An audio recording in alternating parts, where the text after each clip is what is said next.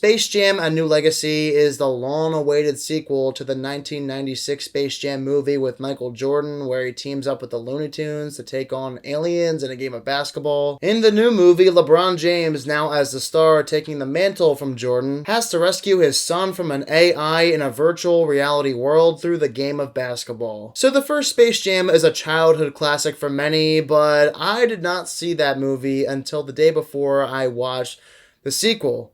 Yeah, it took me a good 23 plus years to watch the original Space Jam, which I do have my reasons for. I knew it was not going to be my cup of tea. It's not a good movie by any means, but I understand why people enjoy it. However, it's not the gift of God that so many people think it is. The thing is, if you're a diehard basketball fan, chances are you grew up watching the original Space Jam, and I'm somebody that loves basketball. It's my favorite sport, but I just never felt like watching the original because I knew it wasn't going to be that good of a movie. It's not a masterpiece, not even close. The new movie stars LeBron James, a person I'm not that fond of. Ever since he joined the Miami Heat in 2010, I have hated his guts, and in more recent years, he's said and done things that I just simply don't agree with, but I do think he has a lot of skill, especially and not only in basketball, but in acting too. In Space Jam: A New Legacy, he's fine, he gets the job done, but it's nothing to write home about. I do think his performance in Trainwreck was a lot better. He was really funny, had a lot of charisma, and felt like he was playing himself, not a character, whereas in Space Jam: A New Legacy,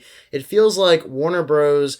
Completely took over his character and did not let LeBron be LeBron in the movie. Half his words of dialogue feels like he's just trying to stay on top of his lines without stumbling. The same goes for every other performance in Space Jam: A New Legacy. Outside of Don Cheadle, everyone is quite dry. He's the only person in the movie that feels like they were allowed to do a little bit more with their character and show some emotions. The performances feel like a company's product on an assembly line rather than more natural. So yeah, I found a lot of the performances in Space Jam: A New Legacy pretty disappointing, especially for LeBron James, who, like I said, I really enjoyed, and Trainwreck was not as good in this movie. As for the voice performances for all the Looney Tunes, they were pretty good. They sounded exactly the same as they did in the original Space Jam as well as in the cartoons. The Looney Tunes in general are probably the best part of the movie alongside the Warner Bros. References. The film has tons of Warner Bros. References to the point where it sometimes becomes oversaturated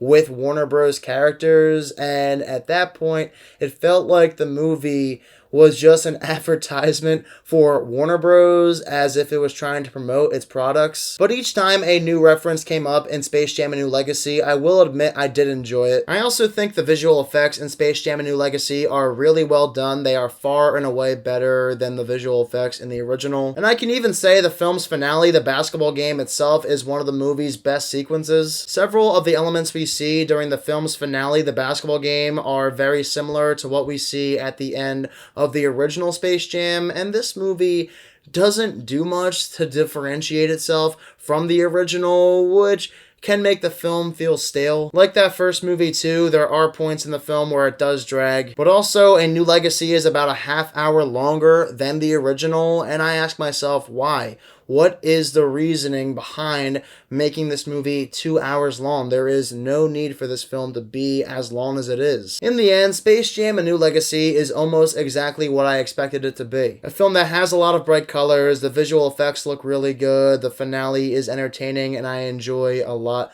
of the movie's references, but I have to ask this question. Who exactly was this movie made for? Was it made for people who grew up with the Looney Tunes, or was it made for people who love basketball and LeBron James?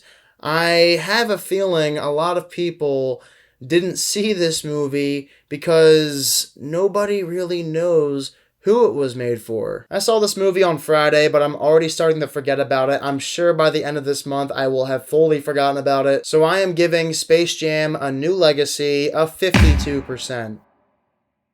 The thing is, a lot of people who grew up with the Looney Tunes are much older now, and they probably don't watch stuff like that anymore. And kids nowadays have no idea who the Looney Tunes are because they're not on Cartoon Network anymore. So I guess if you're not seeing this movie for the Looney Tunes, you're seeing it for LeBron James. But then again, a lot of people who love basketball don't like LeBron James, so I'm not really sure what this movie was aiming for in terms of its audience. Either way, guys, if you saw Space Jam: A New Legacy, oh, who am I kidding? None of you guys saw this movie. I'm probably one of the only people in this country that saw it over the weekend. But hey, if you're one of the people like me that did see it, well, let me know down below in the comment section what your thoughts are of it. And as always, guys, if you are new to my channel, click the subscribe button and give this video a thumbs up if you enjoyed it. Thank you all so much for watching this video, and I hope you all have a fantastic day.